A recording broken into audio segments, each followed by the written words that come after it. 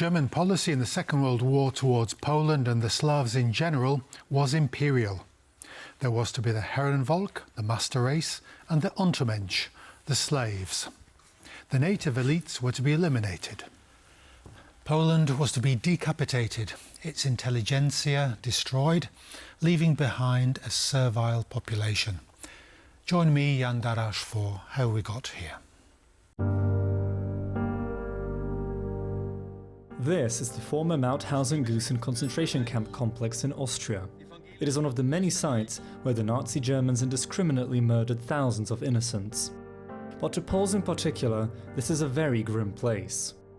A subset of the camp, Gusen, was constructed with one purpose in mind: to exterminate Poles as part of the Intelligenzaktion campaign. The Germans even called it the death camp for Polish intelligentsia, and killed between 27 to 35,000 Poles here. It was only 77 years later that the Austrians decided to kick off the process of formally commemorating the execution site. It came after strong pressure from both the international community and Polish diplomacy. The Austrian government eventually bought out the land of the former camp where the Gusen memorial was preserved and developed. This is important to us because tens of thousands of Poles had been imprisoned and murdered in the camp. I am grateful that Austrian authorities are buying out the land to ensure the site is remembered. The Intelligenzaktion was later followed by the AB Action, a smaller scale but just as brutal repression campaign which involved the execution of 7,000 Polish intellectuals. Unfortunately, genocide still seems acceptable to some, like the Russians and especially their leader, Vladimir Putin. Numerous reports and an ICC arrest warrant show that the Russians have been kidnapping Ukrainian children during the war and deporting them to Russia. Those children lucky enough to have been returned have been sharing shocking testimonies. They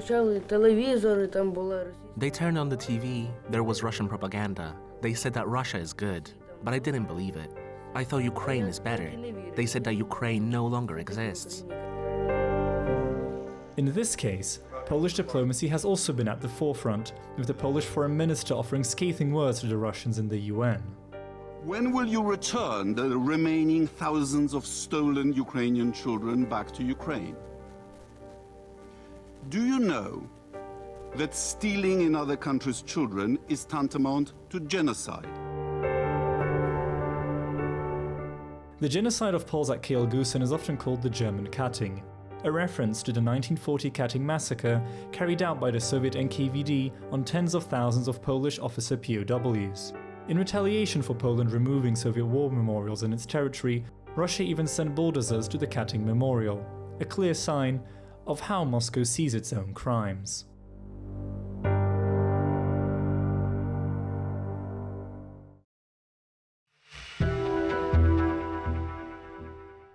Our guest today is Alina Nowobilska, an independent historian based here in Warsaw. Welcome once more. Thank you so much for inviting me today. We're going to be talking about your experiences in visiting this horrific camp, Mauthausen-Gusen, and then we'll put that in the context of the destruction of the Polish intelligentsia, for which this camp was kind of designated. Could you just tell us what your experiences were in your recent visit to the camp? I'm going to give you a very quick example before I jump into that. So a lot of people go to Auschwitz. It's like over nearly 2 million people a year come to Auschwitz every year, and they always get stunned by where it's located. Right now it's located within the city.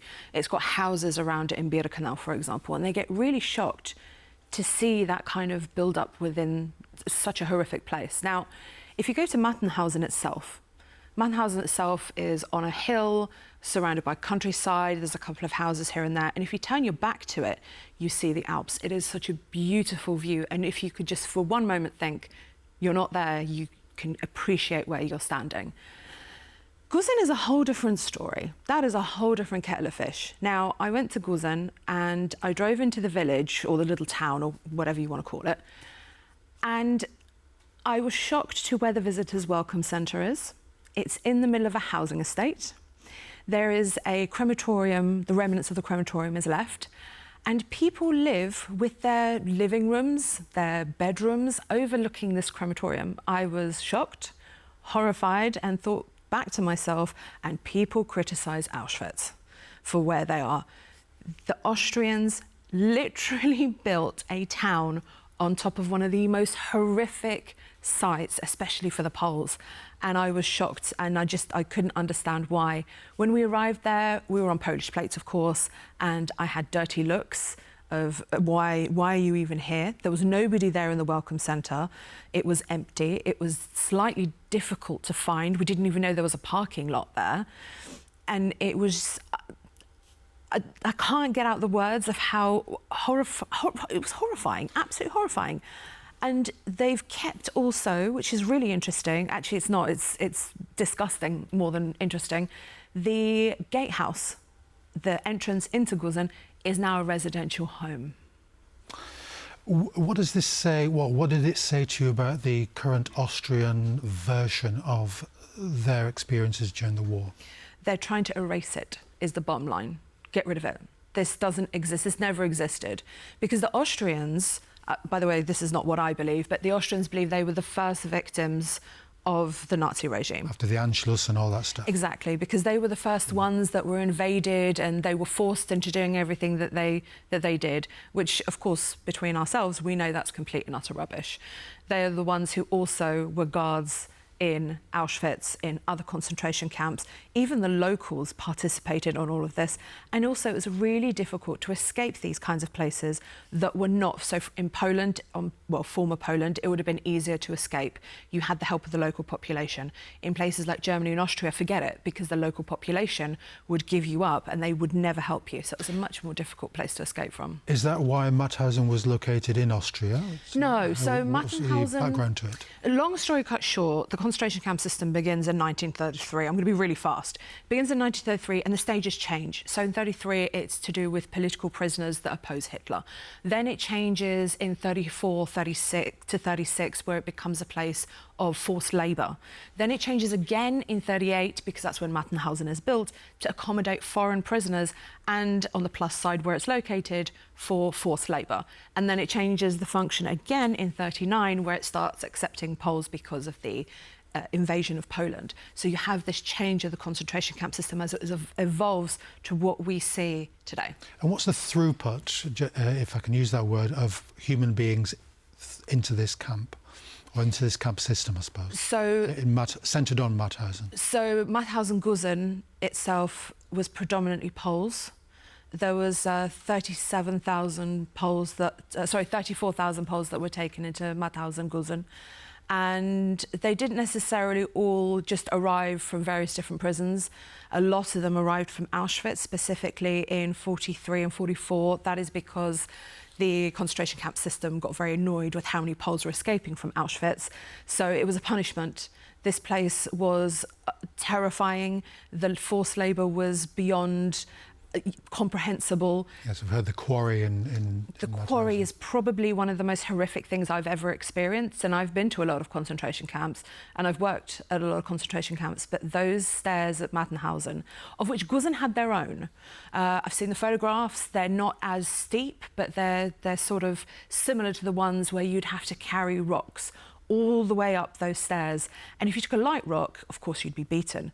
So apparently there was a trick, according to some of the prisoners, where they would take a very flat and long rock that looked heavy. It wasn't really heavy, but it was a trick for them to be able to not fall down and apparently become a parachutist, which is what they would call people that would fall off the edge.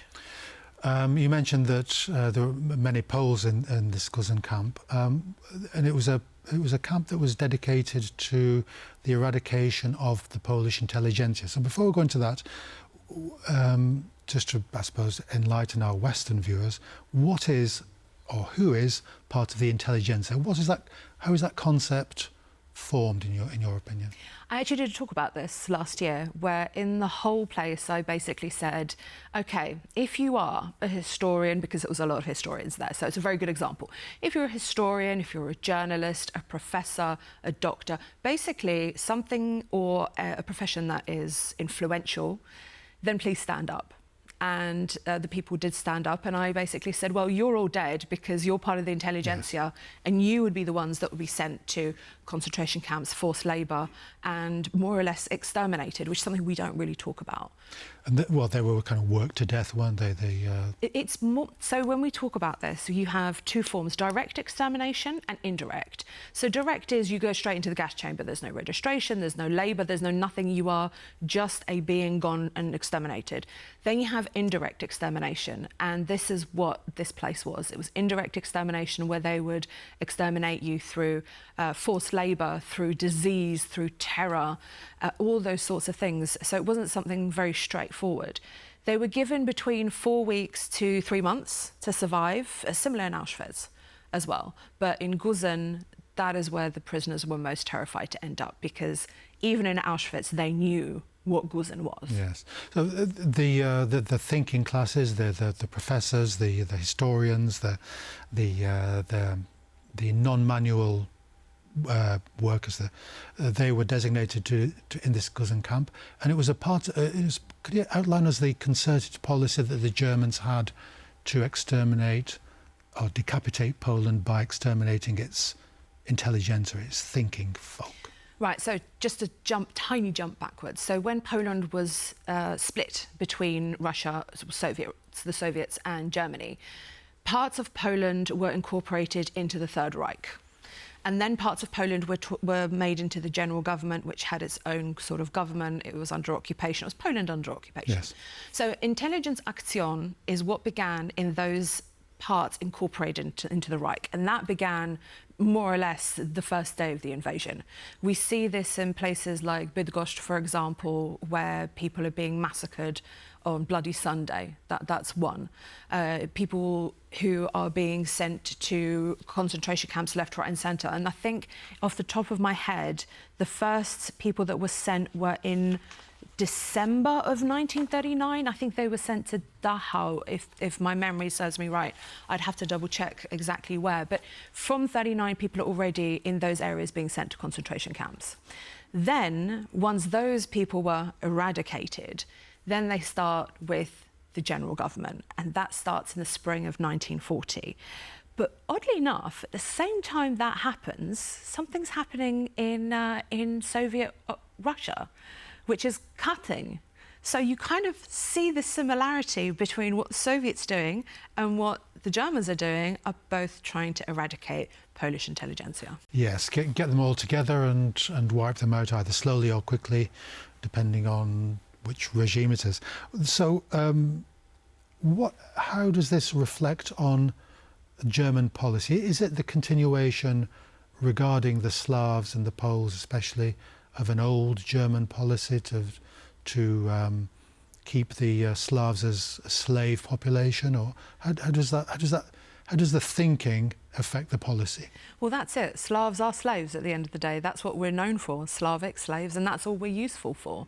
We're not useful for anything else. And you know that we would end up being next after the Jewish population. We would be completely and utter eradicated. Yes.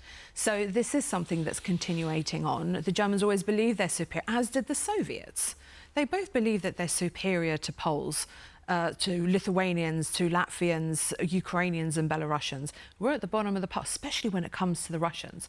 We are right at the bottom of the pile, and they are the superior lords of, this whole ideology, which actually is really disgusting in a way, and horrifying that even now, even today, we are still having this hierarchy, and we still see it, as you very well know, in the Ukrainian-Russian war. Yes. We can sort out the land between Russia and Germany as we see fit. So just to continue this question a bit, this policy continues back into what, the 19th century, 18th century? Where can we trace the genesis of this idea about the Slavs? To be honest, I think we can trace it really far back to the point where Poles start calling Germans Niemcy or Niemowcy because they're unintelligible. And I'm sorry that I laugh at that, but it's always tickled me a little bit to know that we called German people more or less unlegible. I think it's all the way back then. as far back as possible. I mean, Polish and German relations have been really difficult throughout the centuries, and never ever have I seen. Maybe there are a few instances where there is peace, one or two times in the past, however many years. Yeah. But also we've got to remember that Germany or Prussia completely and utterly occupied Poland for 123 years. So, and they put down the Polish nation at that time as well for 123 years. Okay, so it might have been slightly marginally better than the conditions that the Poles went under the Russian occupation, but it was still difficult. You still couldn't speak the language, you still couldn't be Polish. Intelligentsia were not allowed anywhere near parliament, for example, or any bureaucratic positions. On the flip side, in Austria-Hungary, we had Poles in things like the army, but the Germans, same thing repeated through time. A couple of last questions to you, Alina. What was the ultimate outcome of this, must be said, successful operation against the Polish intelligentsia, not just by the Germans in the west, but the Russians or the Soviets in the east? Was old Poland destroyed? The traditions, the intellectual traditions, the intellectual habits, all that stuff, was that gone? I'd like to say completely, but most of it. We still see it today, here and there, in society. It also changed because of communism as well, communistic influence. But a lot of intelligentsia, those who'd survived, left Poland. They left A because of communism and B because they'd undergone, I mean, horrific treatment in some of these places, especially in concentration camps. I'm also very fascinated by how people managed to survive and how they managed to function, let's say, as a normal human being after that, because imagining and reading and working on all of this, where you have deprivation of food, sleep, you have to have forced labour. How do people move on from that? Yes, especially if you're a member of the thinking classes, you're confronted with brute force. A uniformed guy with a whip telling you to pick up a huge rock. I'll give you something very interesting here. So in Auschwitz, for example, especially the first transports, they didn't wear shoes. So they'd arrived in June of 1940. Most of them didn't get shoes till December of 1940. So we're talking about nearly 6 months. And the majority of them were people that were part of the intelligentsia. And you could see they had nice feet. So the only people that could accommodate these sorts of I've lost the word that I want to say, accommodate these sorts of conditions. Sorry, start that again. So people that could accommodate these sorts of conditions were people that worked out in farms or weren't part of the bourgeoisie. They struggled and they had cut feet, and that's the one thing that they always remember in their testimonies, is that my feet were destroyed. One of the legends you hear about the Soviets is they checked your hands, and if they were calloused, you were okay. If they were soft, you were part of this intelligentsia idea or concept. A final question to you. What's the current status of German and Austrian historiography about the Polish, this eradication of the Polish intelligentsia?